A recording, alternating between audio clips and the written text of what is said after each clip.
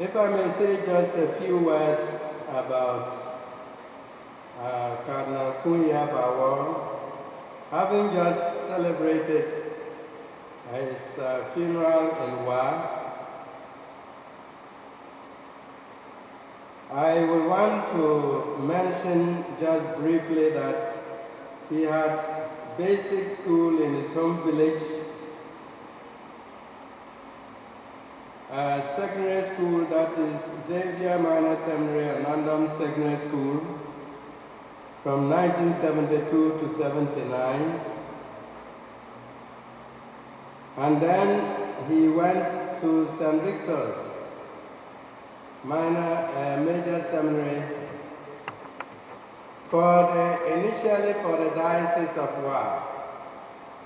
But upon entering there, he decided to change to be a missionary. He had his novitiate in Freiburg, in Switzerland, 81-82, theology in the Missionary Institute in London. He took his missionary oath on the 5th of December 1986 in St. Edward's College, Totteridge, and was ordained priest 18 July 1987 in his home parish, Ko. As a young priest, he was appointed to the DR Congo for 4 years.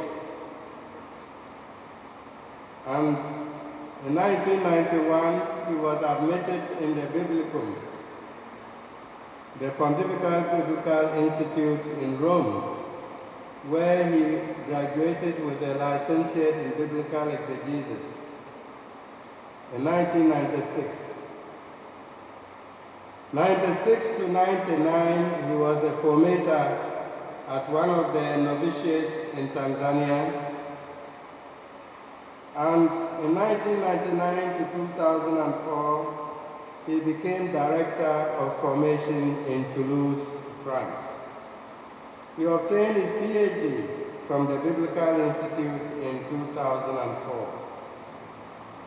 In the same year, he was elected first assistant to the Superior General in Rome. 17th February 2016, he was appointed by the Holy Father as Bishop of Wa and consecrated 7th May 2016. Since 2016, Most Reverend Richard Baawobr was the Episcopal Chairman for Clergy and Religious and for Interreligious Dialogue. He was also a member of the Ecumenism Commission, and on 4 July 2020, Pope Francis appointed him member of the Pontifical Council for Promotion of Christian Unity.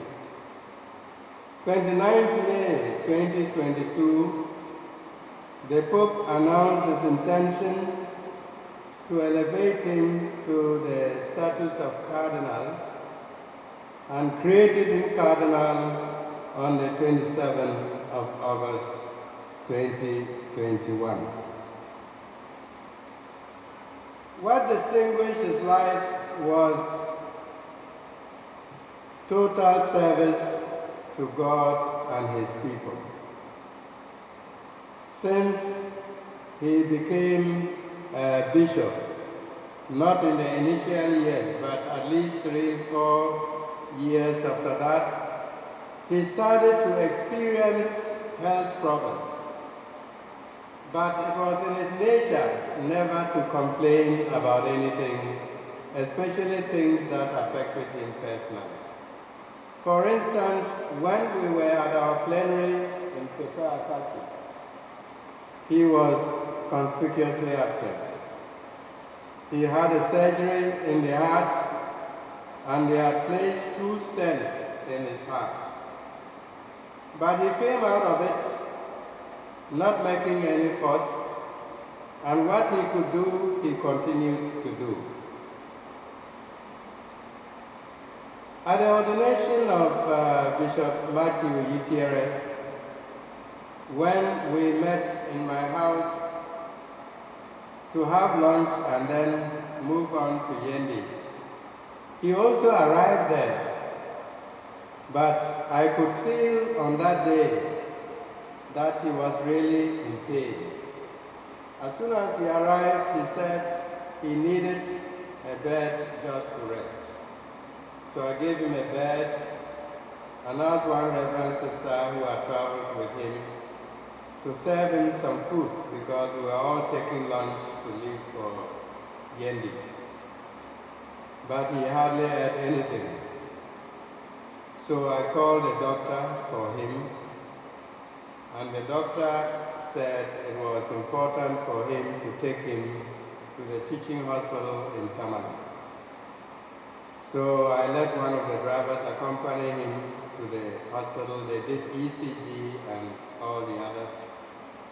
And so he stayed overnight that evening, but still struggled and came for the ordination the next day. And after that, after taking something small, he went back to Tamale. And so that was it. Those who went for the consistory, we were all rejoicing even when we heard that the night he arrived in Rome, he had to be admitted. And we were rejoicing because we said it would have been worse if his admission were in Ghana. But since it is in Rome, by all means, they will fix him up. And after he gets his cardinal hat, we will all come home and celebrate.